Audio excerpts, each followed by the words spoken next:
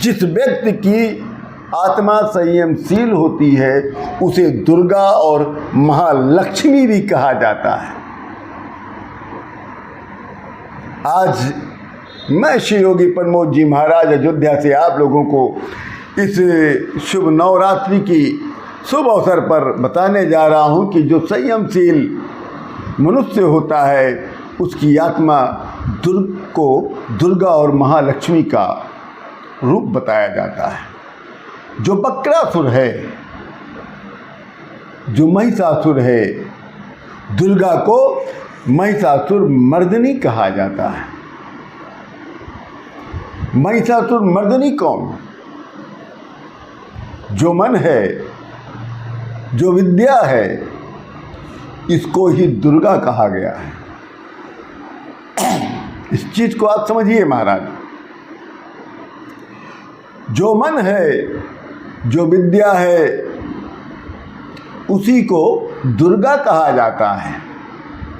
और इसी विद्या के द्वार में ये जो ब्रह्म विद्या है, इसे ब्रह्माग्नि कहते हैं। ब्रह्म वेदना है। उस वेदना के आ जाने पर वो महान, वो महिषासुर मर्दनी हो जाती है। अब महिषासुर कौन है? अब आपने जान लिया महिषासुर मर्दनी कौन है। अब महिषासुर कौन है? ये जो हम लोगों की अशुद्ध प्रवृत्तियां होती हैं, ये जो हम लोगों का मन है, इसके ऊपर संयम किया जाता, मन के ऊपर संयम किया जाता है। इसी ज्ञान और विज्ञान और विवेक के द्वारा ही, ब्रह्म विद्या के द्वारा, इसी माँ दुर्गा की शरण में जाने से सर्वत्र प्राप्त हो जाने के पश्चात ये महिषासुर बन जाता है। इस महिषासुर का वध करके माँ सिंह पर सवार हो जाती हैं। तब इसका वाहन सिंह बन जाता है। तब इसका वाहन सिंह बन जाता है।